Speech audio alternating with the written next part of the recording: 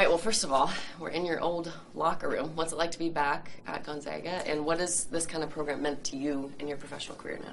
Yeah, it's something that's so special, you know, walking in through these doors, and it feels the exact same. You get those rush of old memories back, and you come in and see where your old locker is, and you just have so many, you know, special times here that, you know, with a lot of great people that it's hard to put into words, but, you know, the time spent in Spokane is always wonderful.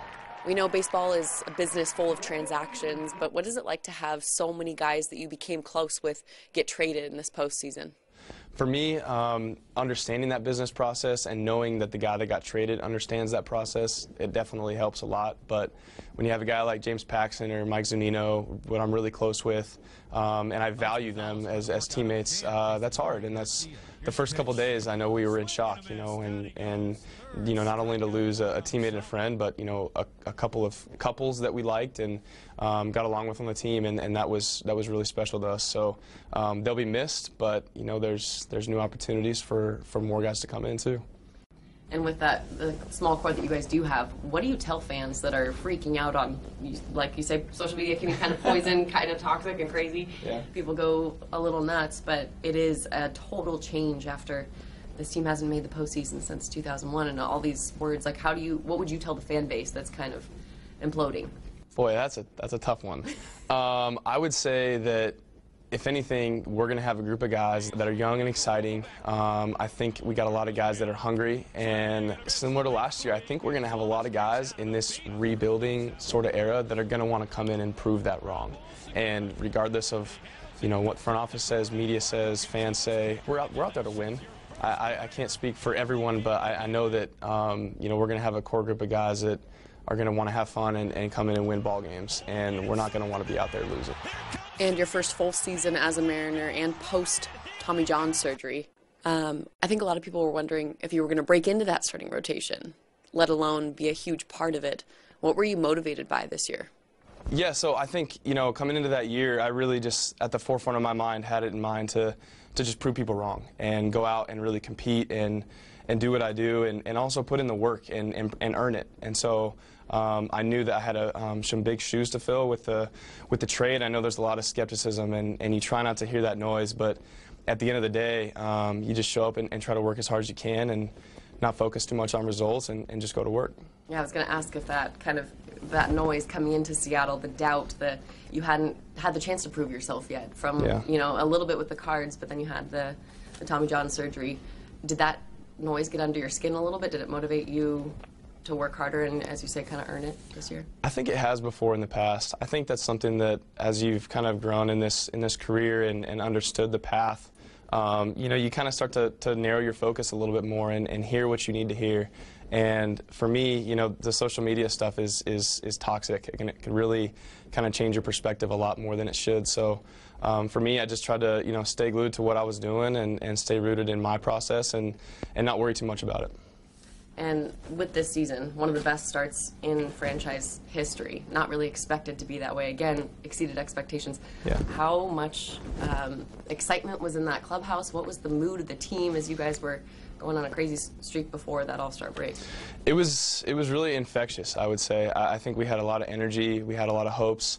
And like I said, you know, I think as a team, we started off just loving to prove people wrong and go out and win and beat teams we shouldn't beat. And as a competitor, there's no better feeling than beating a team you shouldn't beat. And so I think we were riding that wave and just playing together. And then somewhere along the line, I think we just lost some steam. I think we lost you know, some key momentum in certain areas, and that kind of hurt us. There was so much talk about how loose this team was in that first half and having fun and enjoying themselves, and then D. Gordon gets brought in, Denard Span, those kind of guys even add to it. But how much does chemistry affect? It is an individual sport, yeah, but there's a huge team aspect to it as well. How much does chemistry affect the ball club?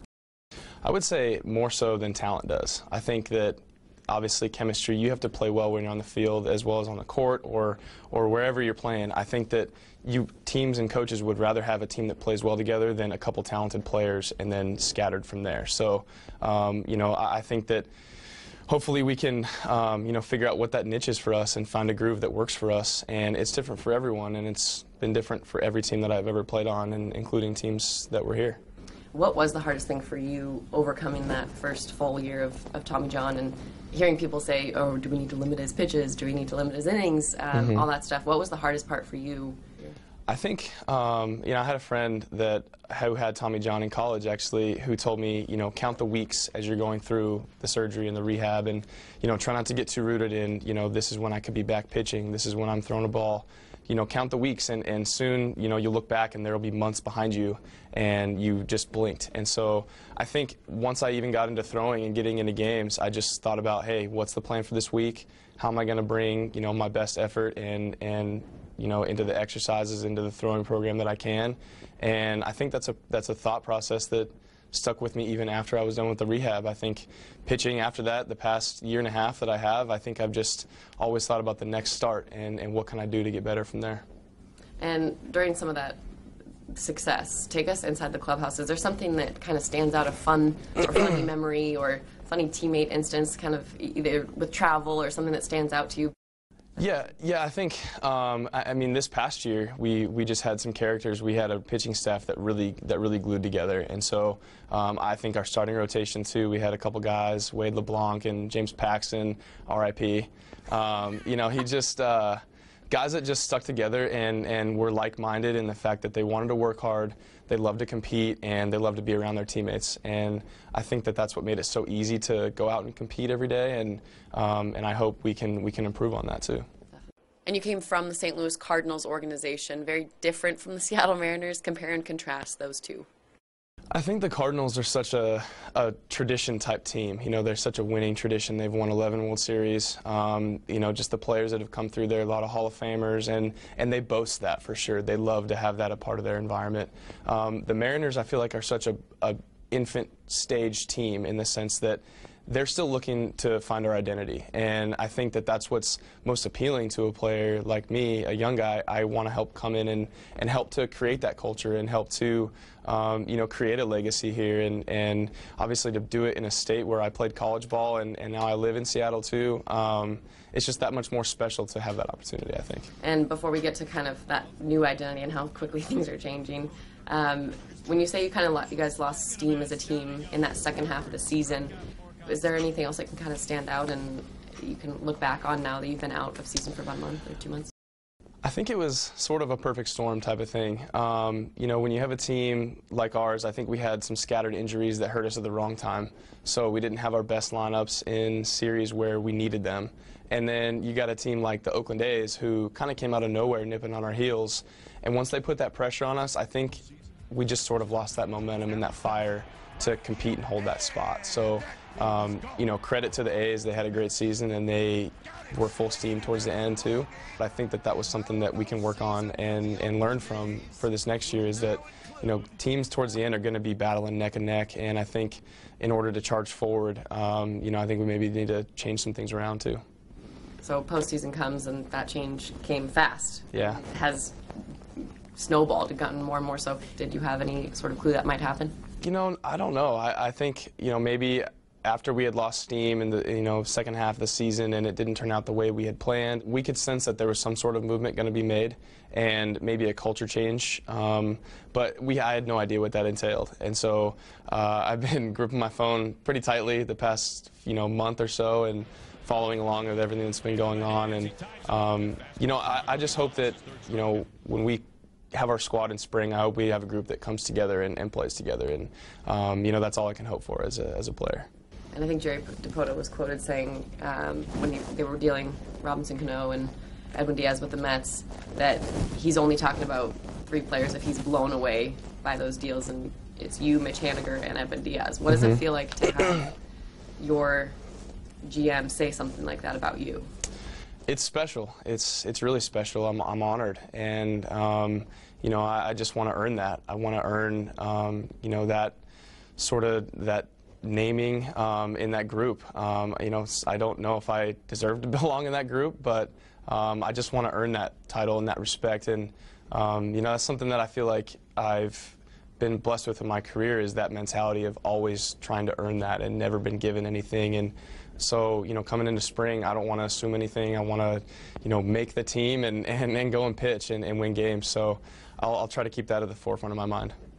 Is there anything that, as you look back on this season, that really stood out in terms of what you learned, in terms of, you know, you consistently, you're in that rotation, your first full year where you've made it, and you may have surprised other people, but is there something that really kind of stands out? Yeah, I think the fact that, you know, this season and this career is a lifestyle, and building a routine and building kind of a schedule for yourself is tough, and that's something that's I've had to have practice with and learn as far as the stuff away from the field too. You know, your home life, your family life, things that come into play.